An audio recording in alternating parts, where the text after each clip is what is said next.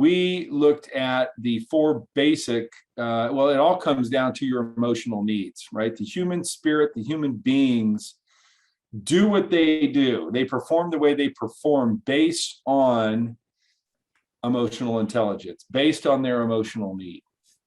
And there are four basic human emotional needs, which are certainty, uncertainty / variety, significance, and love and connection. And everybody fits into one of those four quadrants. 80%, 75% of the people that you'll meet, all they really want is certainty in life. You're listening to the Rich State of Mind Show, the podcast made to make you the total package in the entrepreneurial world and give you what we call a rich state of mind. If you are here looking to learn about real estate investing, marketing, elevating your business, and developing your mindset to get to the next level, then you are at the right place. Stay tuned and be sure to join our community on richstateofmind.com. Now here's your host, Anthony Ritchie.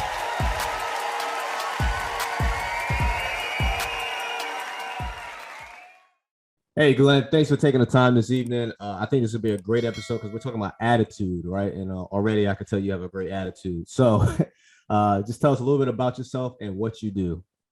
Hey, Anthony, it's great to be here. Love what you do. Thank you for your service to our country. So I'm an entrepreneur, world-class coach, and I have a mindset of being rich. I have many different buckets that fill our rich mentality and our rich attitude. I learned from the great Bob Proctor a formula called MSI, which is multiple sources of income.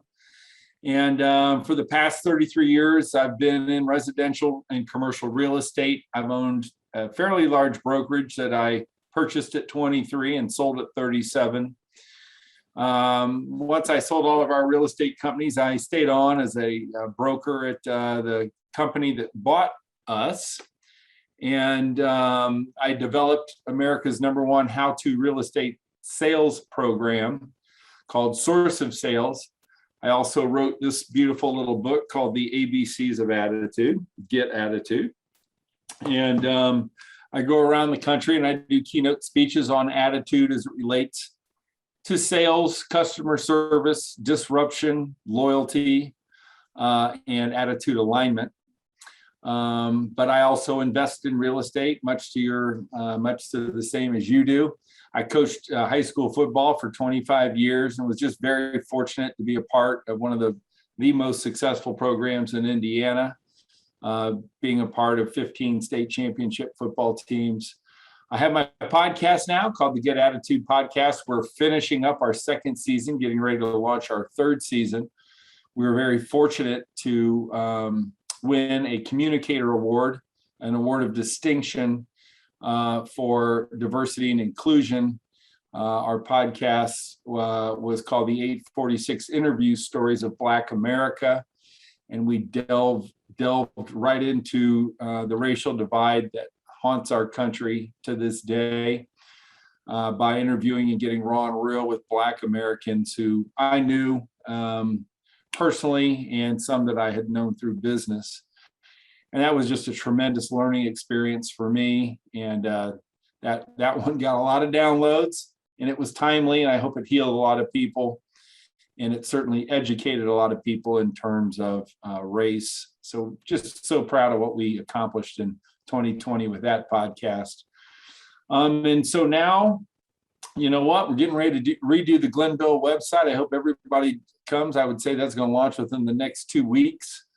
And we are just having a really, really good time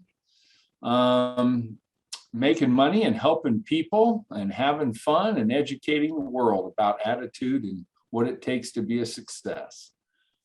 Awesome. I love your story. And I like the fact that you attack I would say the perimeters of what success is. So it's not just about going there and getting money. I noticed that you emphasize on your community, you emphasize on diversity and also education. So you're not only are you intaking information, but you're also pushing it out there. So thank you for that.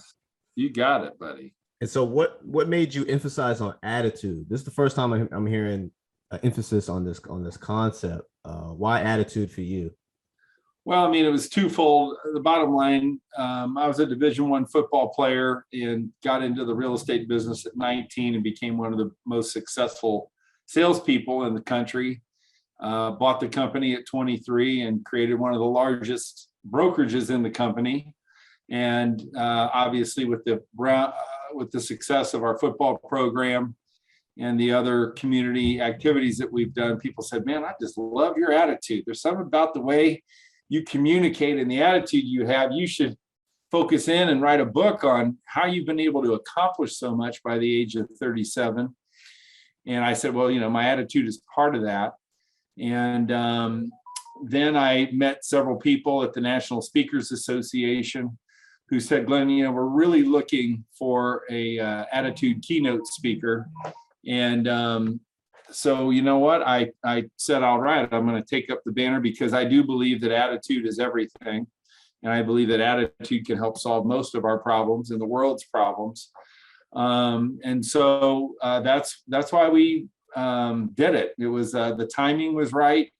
It's who I am and what I'm about.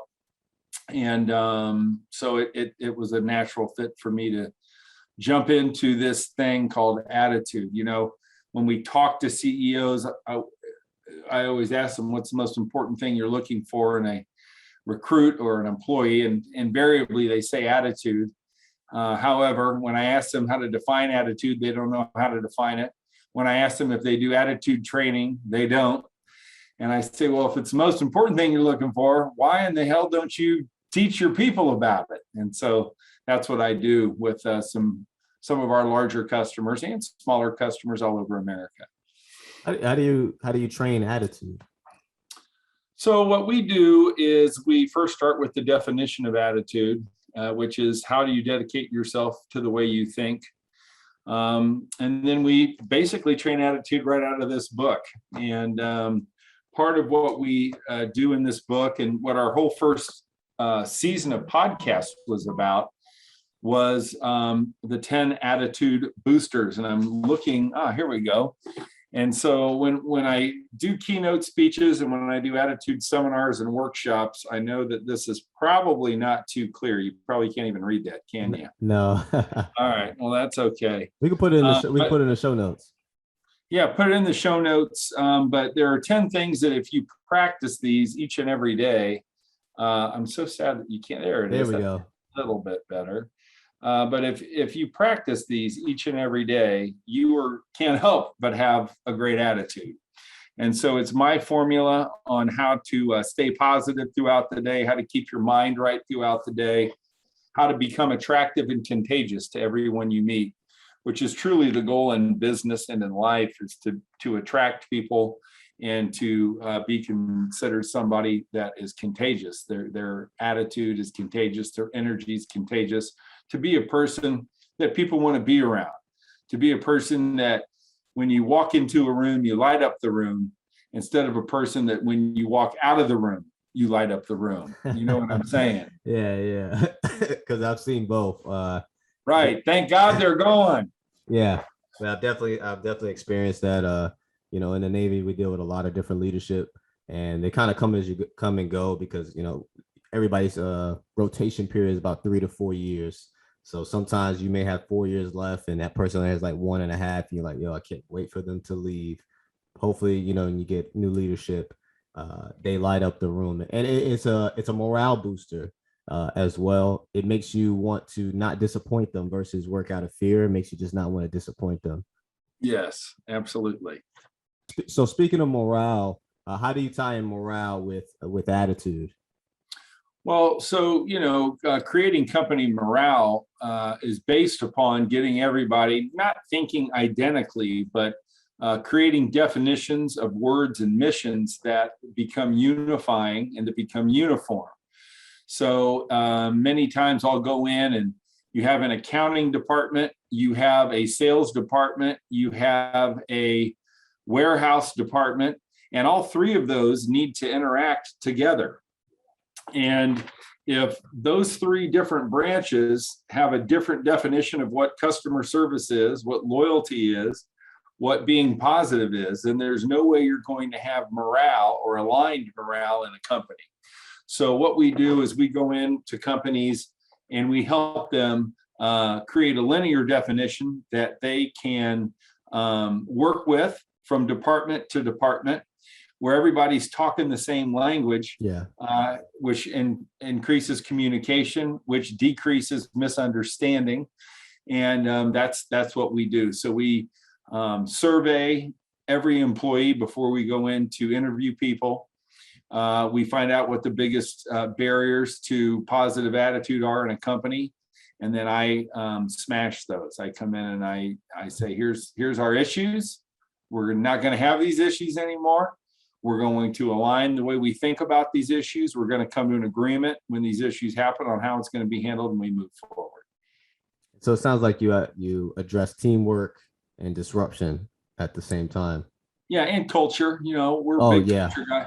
So if you go to LinkedIn, I teach on LinkedIn every day about culture, about performance, about networking, about attitude. So you just go to Glenn Bill on my page. I think we've had over 1 million views in the past 45 days from our content. So if you're somebody that's a manager or a leader or just a person, maybe you're a father or a husband, every day I'm on LinkedIn teaching about this thing we call attitude and how to increase culture and environment in your life.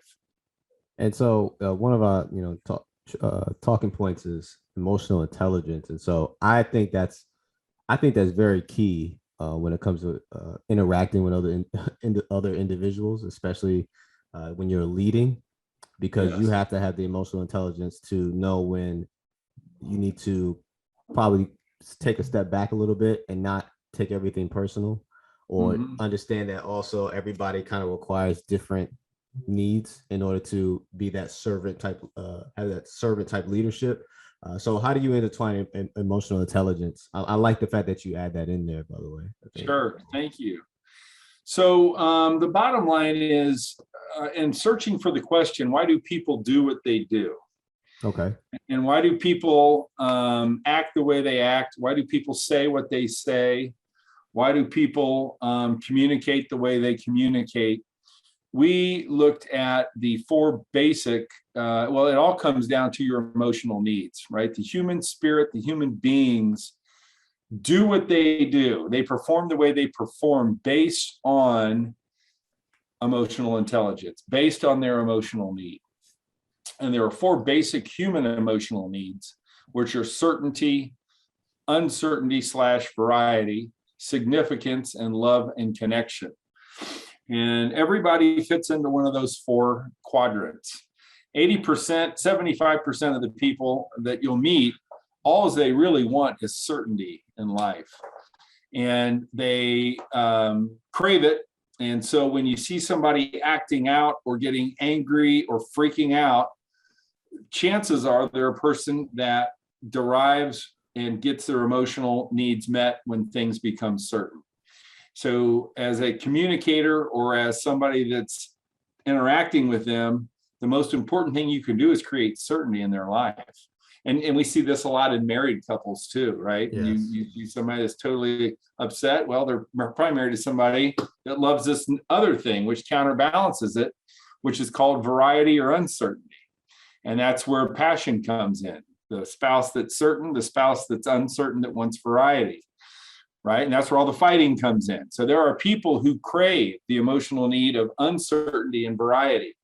And so as they go out into the world, they're bored when things are always the same. They want every day to be different. They want variety, right? They want uncertainty in their life. They thrive on that. And so what happens are when certain people are married to uncertain people, you can see how natural conflict occurs. Mm-hmm. And then the other two that play against each other is this emotional need for significance.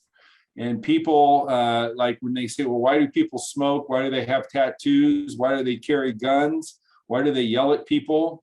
Why do they always self-promote? Why are they on Facebook taking selfies? It's the need to be significant. right? The reason that people do what they do is this inherent need to be significant in their life. And I And of wonder course- what we did before that. Like, social media is kind of, really made that expanded this need. What were we doing before? Well, I mean, to create significance, you were listening to rock music, you were smoking weed, you were getting tattoos, you were getting in fights, you were shooting guns, you were doing shots at a bar, you were writing in the newspaper, you were getting on television. All the things that focus on you is what you were doing. So Gotcha. people have been trying to obtain significance for a long, long time. And then the counterbalance to that is the folks that really just want love and connection. And those are people that you see that are constantly volunteering. They're maybe not necessarily really productive, but they're whole. They do not feel emotional need unless people love them and unless they're connected. The significant person could care less about being loved and being connected. They want to be significant. So those are the four what we call basic emotional human needs. That's the structure of emotional intelligence. And we help people identify which one of the four they like to live in. We help try to regulate it. We help try to balance it because, two people that are very certain that are married have a boring marriage. Two people that are in variety and uncertainty probably have a very risky marriage. They probably do things a little different than the people that are the two certainty people. So, we interact. We have all-day seminars at our Clarity Summit about the emotional needs and how it works in your life. And it's just important for anybody that's listening to say, boy, which emotional need do I crave the most? Which one shows up in my life the most? Which one shows up in my life the least, and how can I grow in the areas that shows up in the least? And then you become what we call an emotionally balanced person. So that's kind of what the book deals with in the ABCs of attitude. And so as a leader, how can I channel somebody's energy that's craves significance? Right. So if you have a employer and you have somebody that wants significance, then you have contests, right? And hopefully they win. You have boards and tell them how great they are in public. You post about them on social media about how fantastic they are. You write them thank you notes. You might have a 5-minute meeting every Tuesday with them because you need their input so much. So you create strategies and ways to communicate with your employees that makes them feel extremely significant. And then it's got my brain churning. Okay, how would I make somebody that just cares about love, connection? Yeah, love and connection. Right. How do I so channel love their energy? right. Love and connection is I want to know about your family. I want to know about your hobbies. I want to know about your church. I want to know about what group you're communicating in. And I'd like to donate and help you with whatever contribution, or whatever 501c3 you're working for, and you connect with them. They'll let you know. Loving connectors will let you know what they're involved in, what they love, and then all you got to do is ride the train with them. No, yeah, I like how you squeeze in a 501c in there. The 501c3, right? Yeah. Not for profit. Yeah. I like how you talked about that. So with that, you made me think about an experience I've had in the military where, we've had commands as high as 5,000 people, 5,500 people at my command. And you can't help but feel like a number sometimes when you have a command that big. It's like, it's like a floating town. And I know for some people, it made their day when our commanding officer would remember something about them. Hey, how's, your brother that was in the hospital? What's going on with him? And I don't know if the commanding officer, if he took a note, or maybe that person just really touched their heart when they told them their story. But I do know that really makes people feel special, and that because people also want to feel like they're part of something bigger. I've noticed a shift in it's not good enough now for people to just be told what to do, and they're just going to have their own innate, pride in what they do. I've seen a lot with especially with the younger people, where they want to feel like hey, I'm a part of something bigger. I'm a part of the team. I have my contribution, and I actually have an opinion and input that is valuable as well. Attitude booster number 10, be a part of something bigger than you. There it is right there. Yeah. That'll keep you positive. Yeah, I gotta One of the make sure we boosts. put that checklist So down. our whole season 1 of our podcast, we did 4 interviews for every attitude booster. And we had people like Mark Victor Hansen, who wrote Chicken Soup for the Soul, the great Les Brown, the world's greatest motivational speaker. We had some unbelievable guests. Andy Andrews, international best-selling authors, Super Bowl MVPs, huge CEOs. We've had billionaires all talking about those 10 attitude boosters. So even though I know we love your podcast, if you're looking for another podcast, come check this out at the Get Attitude podcast. Oh yeah. This is what it's all about. It's all about sharing. Yes. You subscribe to everybody that you like. That's how I feel about it. So, and that's what I like about this community as well. It's all about sharing. It's all about only one time, as one of my friends, he was told the guy was not trying to give him information. He was trying to hold it to him. And he was just like, what are you doing? Everybody shares. So it was kind of weird. It was a weird interaction, but that guy probably did that because he has a high need for certainty. Okay. And significance. My stuff's the best. I don't want to share it. This is how, as long as I keep it, I'm safe, I'm certain, and I'm significant. That's why he did that. Gotcha. All right. Now I can attach something to him as far as his type of right. And just, well, that's the bottom line. You need to know there's people that bother us. There's people that piss us off. There's people that get under our skin. But there's the world and there's my world. And I suggest you get control of your world and now stop worrying about the world, because the world will eat you up when it comes to attitude, especially on television. Oh yeah. That's some of the most crazy stuff in the world. Ruining us. No, I totally agree, actually. It's funny you say that because my wife and I talk about how like we don't want TVs in any of the bedrooms, just only in the living room.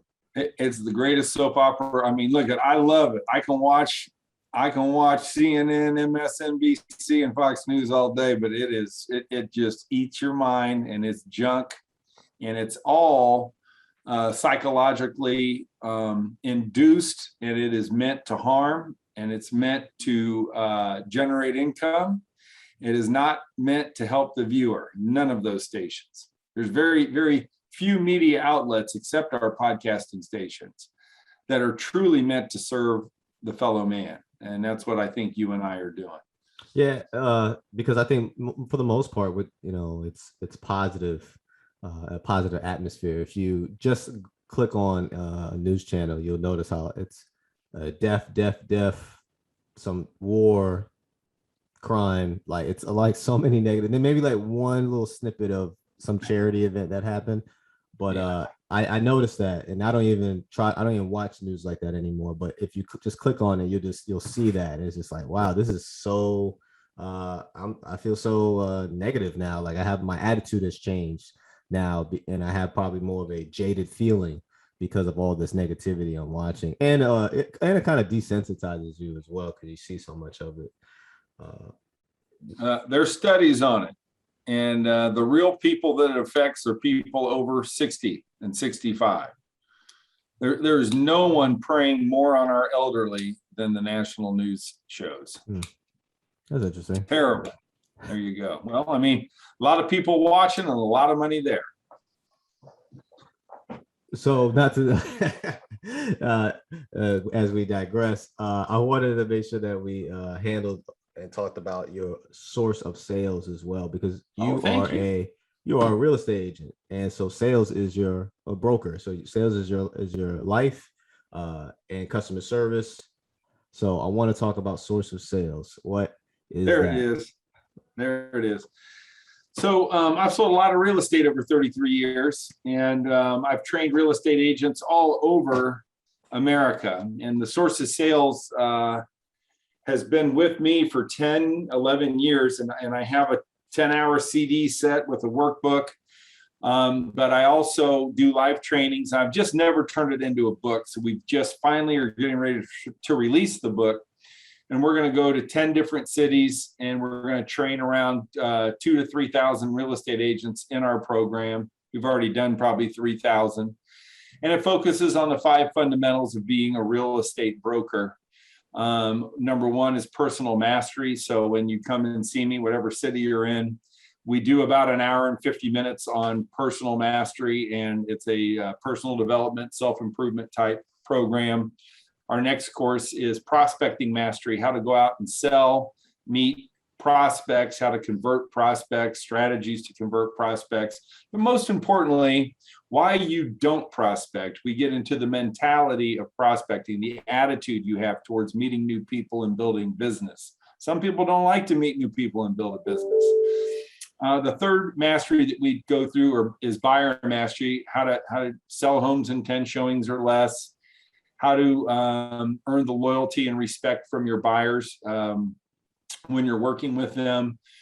Fourth mastery skill is listing, working with those sellers, getting listing contracts priced right at full commission. And then the fifth mastery, which is really fun, is value mastery. Nobody understands how to define value, but it's what you do for the customer on behalf of the customer before you even ask them to do business with you.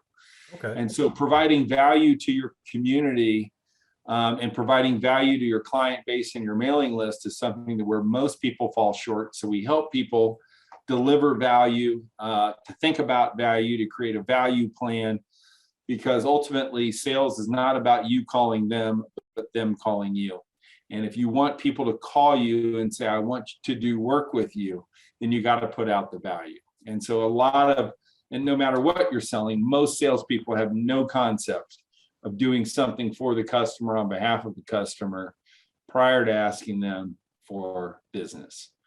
So those are the 5 masteries that we go through in Source of Sales. We help agents sell 52 homes a year. If you figure 52 homes a year times 5,000, that's not a bad income, about $250,000 in commissions. And that's what I train people how to do. And we wrap all that into what's called attitude-based selling. So much of what I teach in Source of Sales is what we call attitude-based selling, which is how to dedicate yourself to the way you think, how to put yourself in the customer's shoes, instead of, Sandler is like, let's make them feel pain, like, making your customers feel pain so they buy from you is totally ridiculous.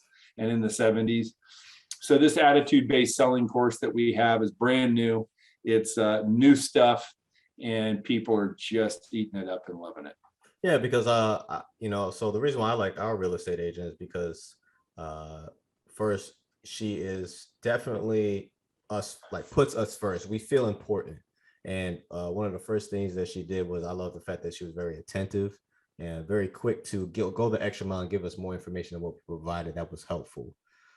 And I feel like I'm only 30, but I feel like in my lifetime as an adult, customer service is not where it should be, or I feel like following up or in customer service, I feel like has definitely slipped. And I don't remember experiencing this until I got a little older, but I'm just like, just pick up the phone. If you can't pick up the phone, have a voicemail, and then make sure you respond back to all your voicemails of the people that called you. I heard this thing when I went to real estate agent school. They were saying like, you'll be better than 90% of the agents if you just pick up the phone or at least call people back. Well, and outside of real estate, customer service has evolved, or what I would call it dissolved, into click on the link, read the article, and figure it out for yourself. And I'm sure we've all experienced that. Right? Call center, some call center, or a call center. Talking to a robot. Right. Nobody knows what's going on. So that's a big deal. That's not how I roll. No, I like your concept. I really like how you've broken this down into a course that I think anybody can probably get their hands on it and really chew it down to where, you have to work on, how maybe somebody even that's introvert be able to still, take this information what people say. Learn.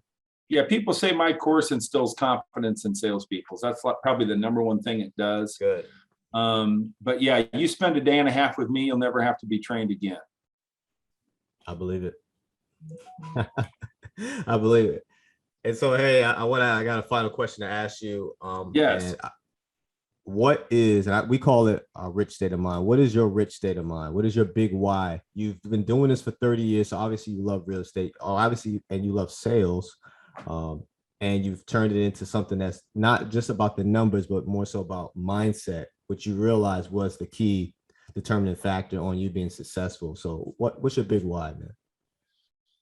So I'm never, I always think it's funny when people say, what's your why? I always like to say, what's your source, right? That's why it's called source of sales, because of why. What's your why? It's so overused, right? And so your why and your source are very similar. However, your source is much more wide than, and much more, there's several more degrees in it.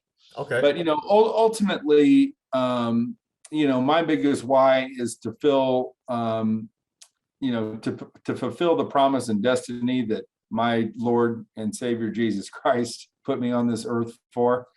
And so I walk with God in my life, and he puts me in places that I've never dreamed. And that's the true and honest place for me to be. So I try not to divert and walk off the path. But ultimately, all the things that I've created, all the success I've had starts through daily prayer. I'm a Catholic. I receive communion every day. And me saying, Lord, today's the day, right? I live in the present. I stay patient. I milk every minute of every day that I can. I appreciate it.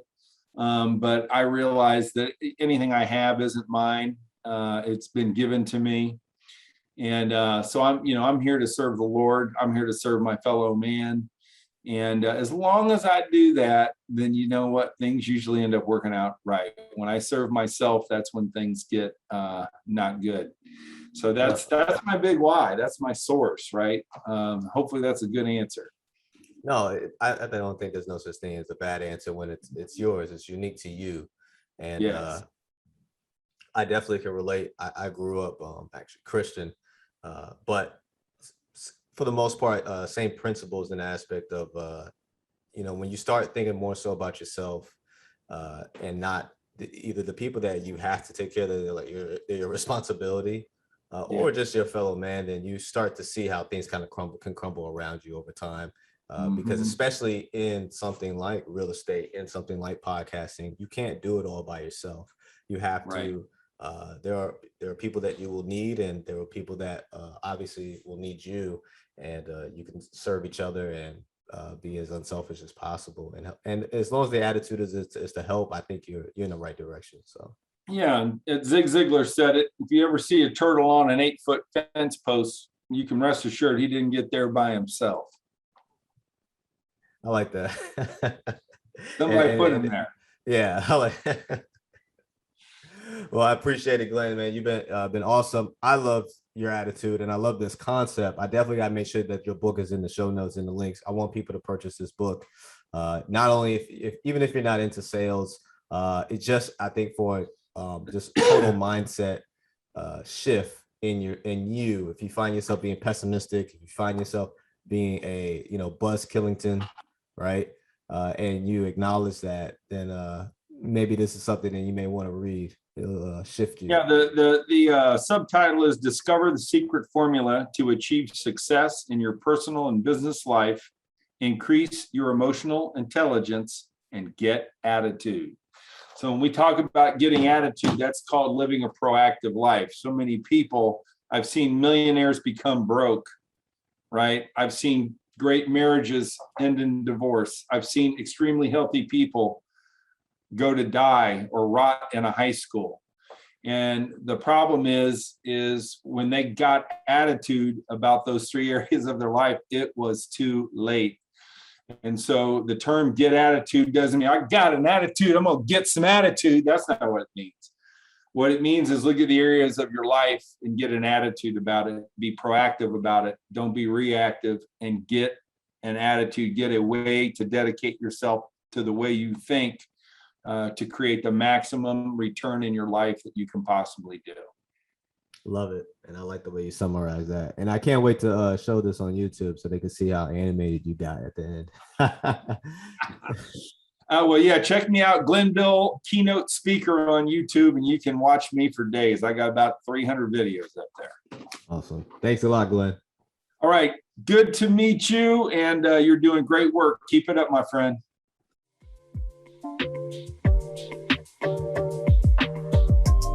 Thank you for sticking with us from the start of the episode.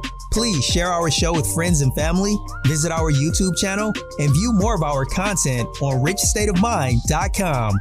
See you next week on the Rich State of Mind Show.